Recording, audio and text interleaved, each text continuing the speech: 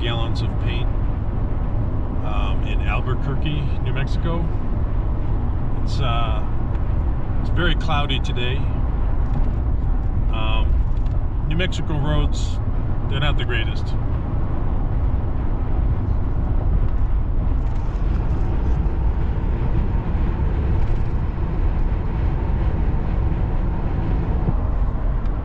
Gotta get around this truck first.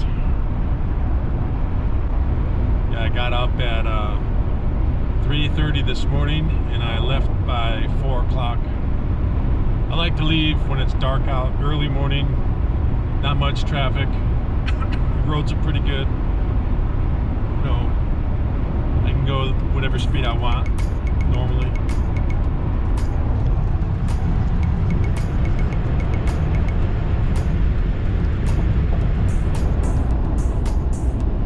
Got my GPS. I like to use this instead of the phone, but sometimes I have to use the phone and the GPS to make sure I got the right address. Sometimes they're kind of weird. New addresses aren't in the GPS.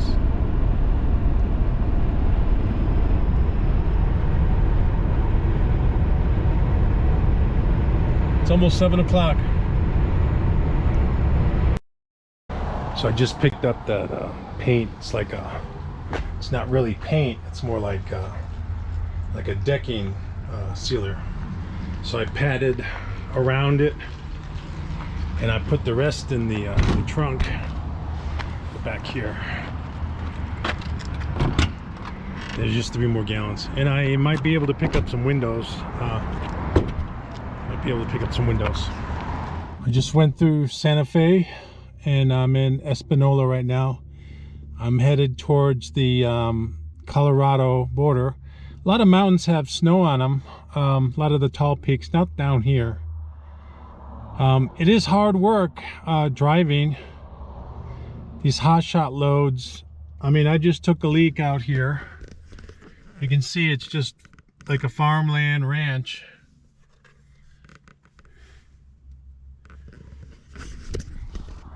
There's like a little river right up here. Yeah, it gets tiring. You got to stop, go to the bathroom. I don't normally stop and get food. I usually bring snacks. This is the time I lose weight. I drink water. I got plenty of water with me. I don't buy little bottles. I actually drink out of things like this. I pour it in my cup and drink it. So far so good. I looked at one tire. It's kind of getting a little bit bald. When I get back home, I want to replace that tire. It's up in the front, and hopefully I can make this whole trip without any problems, especially with that tire. The load looks good. All the paint cans are exactly the way they should be, and I'm going to keep going and make this delivery.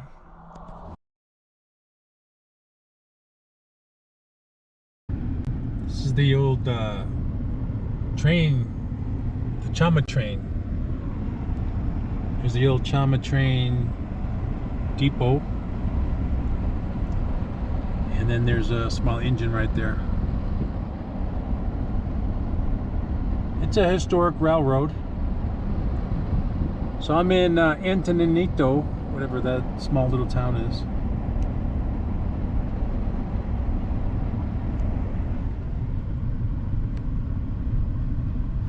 I just had to stop to go to the bathroom. I'm here along this creek river. It goes from Salida all the way down to, I think it's Pueblo. But this whole range, this mountain range, there's like no cell signals. Definitely no data, for sure. For 50 miles, there's no data. Anyways, when you do HOTSHOT loads, you get a chance to see some beautiful stuff.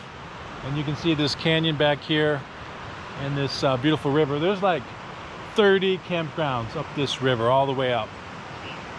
There's so many. Some of them are privately owned and others are federal campgrounds. Like this spot here is a federal. But you can't sleep overnight here. So I'm gonna have to bed down somewhere else. It's pretty though. Okay, so I delivered my load up there at near Salida, Colorado. Lady was very happy. Nothing was damaged. And now I'm sitting back and I'm going to eat my dinner, which is a salad I bought at Walmart not too long ago. I also have some potato salad for tomorrow. Normally it shouldn't go bad. I'm at this truck stop here in Monument, Colorado. It's just south of Denver, where I'm going to pick up this other load. Not too many people here. It's pretty new. So there's a truck stop across the street. There's one right here, and I'm going to stay here for the night. This is my bed right here. I'm going to go inside later on and brush my teeth and wash my face, get ready. Woke up this morning, frost all over the car. So I just got my second load coming back to Arizona, picked it up in Denver, and I already filled it. I went to this lady's house and the garage was partially filled, so I got to take this back to Phoenix. You can see there, all the way in the back there, it's full. Gotta lock it up right now. Now, where I'm at right now, though, sometimes when you take these little trips, these hotshot loads, you know, you see interesting things.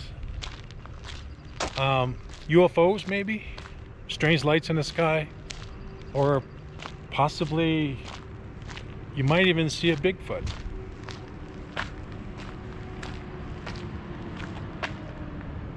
It's pretty weird, but he's there.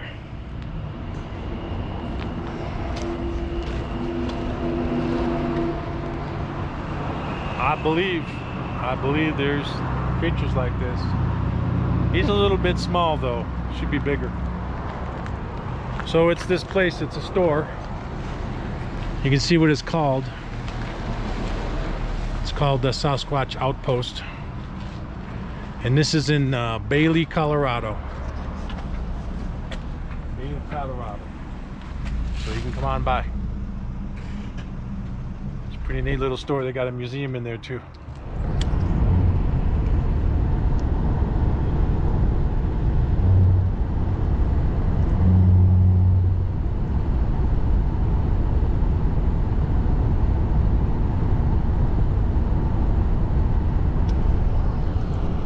So twice already, while I'm driving through these Colorado mountains, you know, I got deer coming out on the road, even during daylight.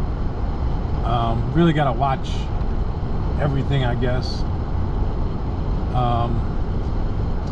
You know, driving is hard. It's tedious. You sit, you know, I'm in my office right here. Got to sleep in the back. That's my bed. So it's like your house. You gotta make it up like a house. You gotta eat, sleep, all right here. I don't go out to eat mostly. I try not to. But I am headed towards Pagosa Springs. I gotta cross over Wolf Creek Pass, which is like 11,000 foot. It's the tallest peak I'm gonna pass today. So I just gotta watch out for the animals. Elk, the ones I passed back there just a couple of minutes ago, they were just deer. They were just chewing on the grass on the side of the road. When you're driving on the interstates, even the little back highways, you know, you gotta watch out not only for the drivers, animals, but you gotta look at the road. The roads are nasty. Some states are worse than other states, and one in particular where I live is, well, close to, is New Mexico. Their roads really suck. They don't know how to build a bridge and make the overpass smooth. They don't have a clue on that. Illinois, Indiana, those are nasty roads too. You know, you also might have people that are weaving in and out, whether they're tired, or they're on the phone, or they're eating something. You know, we don't know. But you got to get around those people pretty quick. Don't want to waste any time.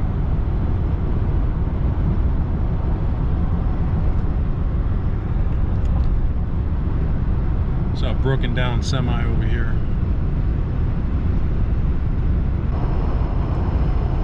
So I'm headed home. Should be home in about an hour, maybe a little more.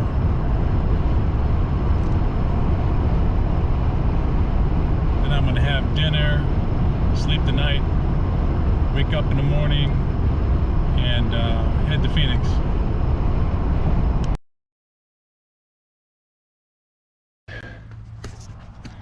All right, I just unloaded.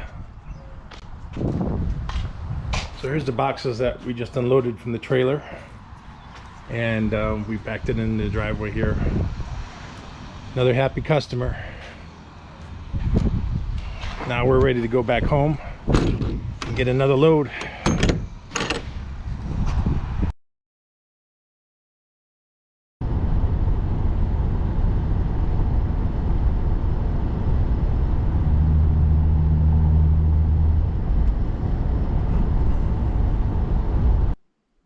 Got another load.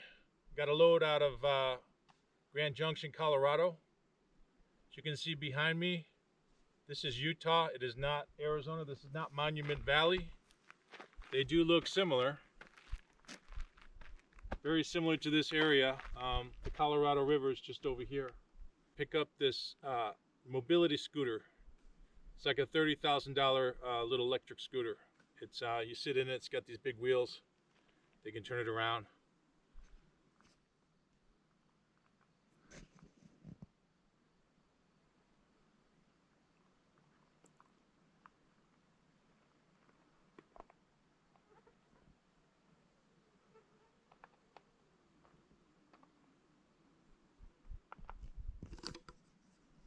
Brought the trailer today. It's kind of small, but it does fit quite a bit of stuff. I've moved people. I've done quite a bit with this trailer. Hauled motorcycle in it. It's nice and light. The town of Moab I came from over this way, and it winds back and forth. The river's right here. The Colorado River goes right through that. But this is I would say at least 20 miles from, or 30 miles from Moab, and it's a beautiful area. This is a great spot. It does get hot here. Elevation's probably around 5,000 feet. So where I'm at, there, like over this mountain range here we're looking at, is the Colorado National Monument. And basically you drive this way to Grand Junction. Mountains are pretty tall. I'm guessing 8,000 or 9,000 foot here. They're pretty tall cliffs. I haven't really seen any wildlife. I did see one deer on the road. He was just walking across. But it's a beautiful little river valley. There's a lot of campgrounds in this area. You can see all the little flies. It's like they wake up and now they just want to, you know, suck someone's sweat. So when you do these hot shot loads, you get a chance to see the country like this. You get to see areas like this. Not too many people. In fact, I only saw 2 people on this road this morning. There wasn't really anybody out here. But you get to experience and see and smell the air, listen to the sounds. It's a lot of neat things you can see. I mean, this is just, it's not a well-traveled road. And I'm glad I took this little, it's actually a shortcut. It cuts off about 20 miles. It's a good shortcut.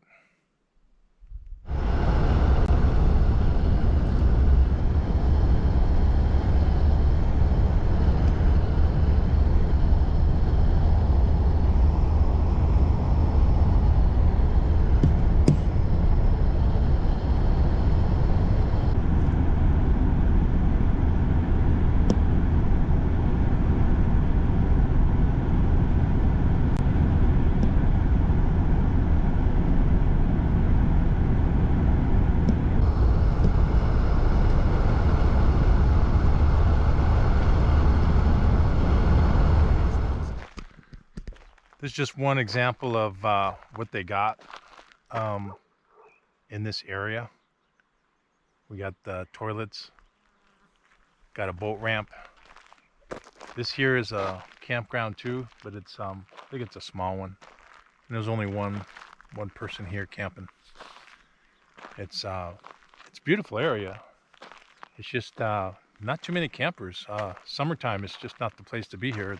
It does get very hot, and it's going to heat up probably to 101 or 102, whatever today.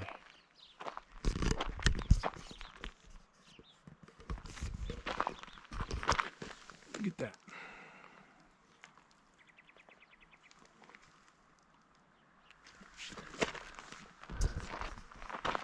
So here's the boat ramp. There's a little trail over here too for campers to walk along here. That river's moving quick. I'd be afraid to put a kayak in here because there's rapids just over there. You definitely would need a motor of some sort. I mean, I guess you could put a kayak as long as you got someone down river to pick you up and bring you back. It does get shallow. There's some shallow areas like up here, and then there's some very deep areas like over here. Looks kind of deep. This here is the historic Dewey Bridge. It was burned up in a wildfire, built in I think it said 1919. A wildfire that scorched all this whole area, and then the bridge caught on fire because this was all wood. This whole thing was wood all the way across, and the whole thing burned. It's the only bridge that they had crossing the river at the time.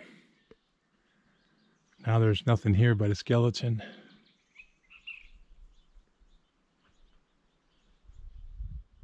And all the cables. It was a suspension bridge. All that.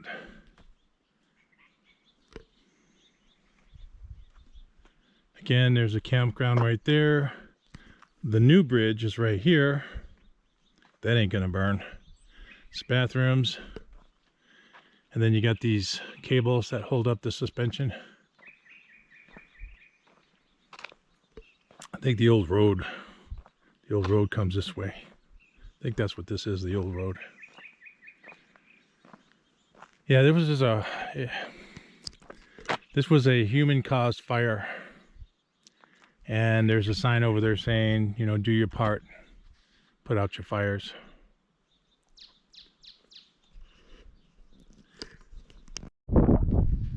This is the town of Cisco, Utah.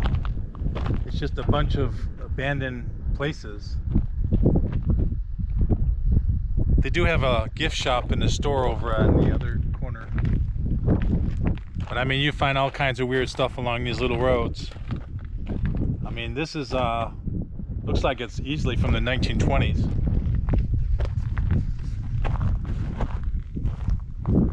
Wonder if there's any rattlesnakes in this.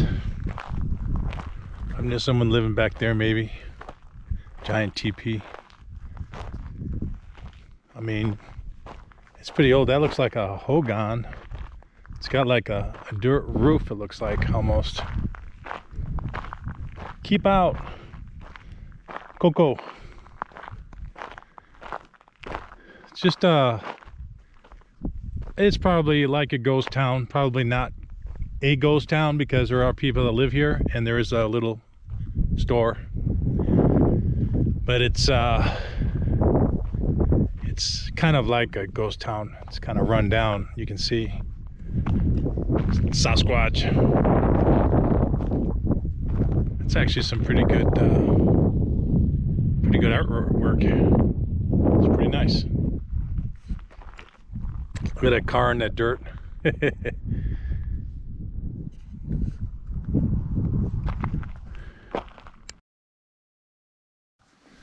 So I got the scooter, got it in here. It gets really hot when you're when you're in these towns, it's like 99 degrees in some of the areas, and you go inside your trailer and you're putting this down. I mean, I'm just sweating and sweating. It gets so hot when you're loading and unloading in the summertime, and I was soaked. But I got it in here all strapped up. You gotta check it every so often. There's another one in the back I gotta check. This one's okay. The blankets are here. I'm trying to protect the walls so that nothing happens to the wood. I gotta make sure it's on a blanket here.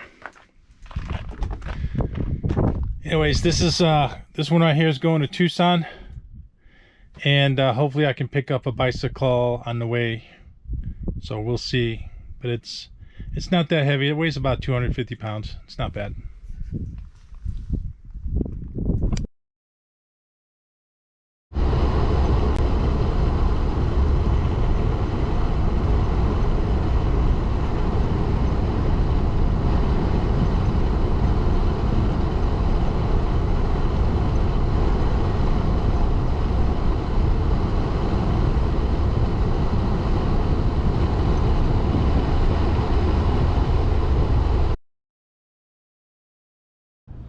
Okay, I just delivered that scooter, which it was about 250 pounds.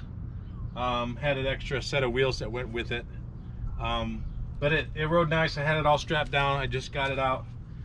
Delivered it here in Tucson. And I was expecting Tucson to be like 110 degrees, but it was only 85 degrees. They had some rain. So, and a lot of rain around the mountains. So it was really, really nice. Grand Junction, when I picked up that scooter, it was 100 degrees up there, and I was expecting 110 down there in Tucson. But everything works out. I mean, you got to have something like this. I didn't use this, but I could have. And then tons of blankets that I wrapped around the scooter. It's good to carry a lot of different straps. It's kind of a necessity in this business. So when I went up there to Grand Junction, I stopped at a rest area, and I didn't have any load. So I just slept back here. I just put all these blankets in a nice big long pile, and then I just slept right here with my pillow. But unfortunately there was mosquitoes and I got attacked.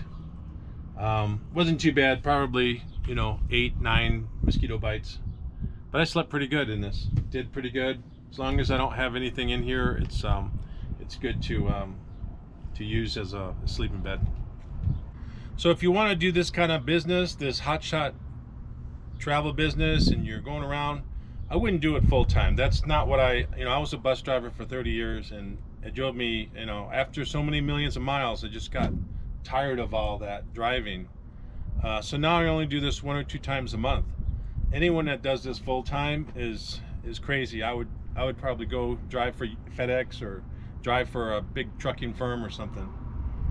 It's difficult. You're by yourself. It's hard to run the maps, the phone, all at once. And if it's really hot, you got to run your engine, use your gas. There's a lot of expenses besides your vehicle being worn out. Luckily nothing's really happened on any of my trips yet. I keep my tires in good shape. I'm always pumping them up. In fact, when I went to Grand Junction, I actually used a hand pump to pump up the rear tire because it was a little bit low. That happens, and that could have ended up as a blowout. The good points about doing this type of business is you're your own boss. You go places where you want to go, and I saw some very beautiful areas in Colorado and Utah. Really beautiful spots, places I'd like to go back and visit later. Now, because you're alone most of the time, some people have wives doing stuff, and I have Terry that will do stuff for me because sometimes I don't have data and I can't mark it as shipped or dropped off or picked up. So I call her and I say, hey, can you mark it? So she marks it. It's a tough business by yourself. It really is. If you're a lone driver doing this stuff, you always got to have someone back home in case you need a tow truck or something happens. You also need someone to cancel loads or look for loads. That is really helpful because when you're on the road, you want to drive. You don't want to sit there and look at your phone for an hour looking for loads or canceling things or anything in that manner. You just want to drive, get the load there, and come back home. I do enjoy driving. I just don't enjoy driving all the time. But you know, a trip once in a while for me is good. It gets me out of the house, gets me away. I see the country, so I do enjoy it. And then you get that benefit of the income when it comes through, and hopefully your load is not damaged. This scooter was not damaged, or none of the other loads that I had here on these trips. But you could damage something, and you're going to have to pay for it unless you have insurance. Even insurance has a deductible. So you really have to be careful about that. You know, that's why I would just drive for somebody, some big company that has their own cargo insurance. Cargo insurance does not cover accidents, does not cover faulty straps, and it definitely doesn't cover hazardous cargo like lithium batteries. You're not going to be insured for anything like that. So, you know, with this hotshot driving job, it's for me, it's just a retirement thing to do something. Some guys do this full time. I think they're a little bit crazy for doing it. Well, I hope y'all learned something about the hotshot driving. It's not exactly something I want to do forever. I'm eventually going to stop, but I mean, for now, this is the only thing I have. It's only 1 or 2 times a month. Again, some people do this all the time, and I think they're crazy for doing it. They're away from home. They get motel rooms. I sleep in the back seat of the car, or I sleep right here. Thanks for watching this video, and check out some other ones I got here. Ciao. What? All right, that's good. Ciao. That's good, I think. All right, we're done? I think so. I summed it up.